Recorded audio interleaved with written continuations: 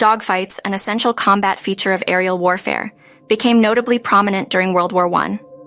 The relentless combat between fighter aircraft, often visualized in popular culture, crystallized in the public mind the visceral, thrilling, yet perilous nature of air engagements. As World War I began in 1914, powered flight was barely a decade old. However, visionaries on all sides quickly reckoned the strategic value of the air dimension.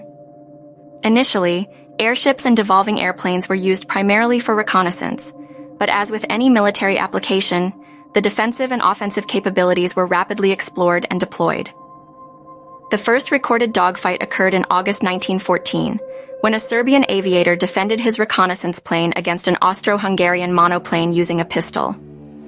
This crude encounter underscored the potential of aerial combat and necessitated development in related technology. The early installation of machine guns on aircraft inspired the creation of mechanisms to synchronize gunfire with the propeller's rotation, ultimately enabling the birth of dedicated fighter planes. Among fighters who engaged in dogfights, the aces, pilots who shot down 5 or more enemy aircraft, garnered fame. Names such as Manfred von Richthofen, the Red Baron, and his counterpart, French ace René Fonck, emerged as iconic figures encapsulating human determination and courage under pressure. Beyond individual heroics, dogfights profoundly influenced total war strategies and tactics. The interception of enemy reconnaissance planes hampered adversaries' intelligence gathering, affecting their capacity to launch successful ground offensives. Simultaneously, air superiority became a critical objective, with battle plans accommodating protection of friendly aircraft while targeting enemy flyers. However, the romanticized view of dogfights often obscures their harsh realities. Flyers face not only the threat of enemy fire but also extreme altitudes, mechanical failures, and aloneness. The life expectancy of an average WWI fighter pilot, particularly in the conflict's latter stages, was only a few weeks. Despite this, dogfights had unforeseen positive consequences. The urgency of providing more durable, maneuverable, and faster aircraft led to unprecedented advances in aeronautics, engine design, and aviation technology.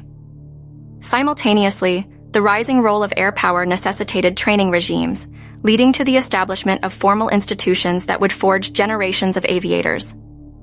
Moreover, dogfights and air warfare in general provoked profound questions about warfare's evolving nature.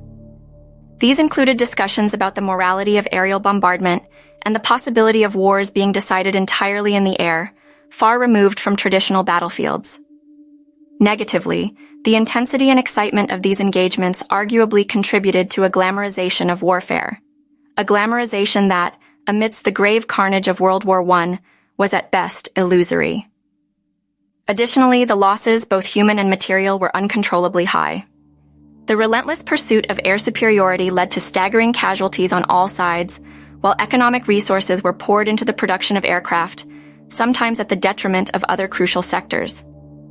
In conclusion, WWI dogfights heralded a brave new era in warfare, showcasing the ever-evolving face of conflict. They underscored the shifting dynamics of power, with air superiority emerging as a cardinal component of strategic planning. The era was marked by phenomenal innovation and progress in aerotechnology, driven by grim survival's necessity. Yet the dogfights and the wider canvas they were a part of revealed stark contrasts and contradictions. Heroic tales of air aces coexisted with chilling mortality rates and the harsh realities of combat. Progress made at a bewildering pace was accompanied by a high human and economic toll and birthed complex ethical questions. Essentially, the dogfights of WWI were a microcosm of the conflict itself, groundbreaking, devastating, and nuancing our understanding of warfare and its repercussions on societies and civilizations.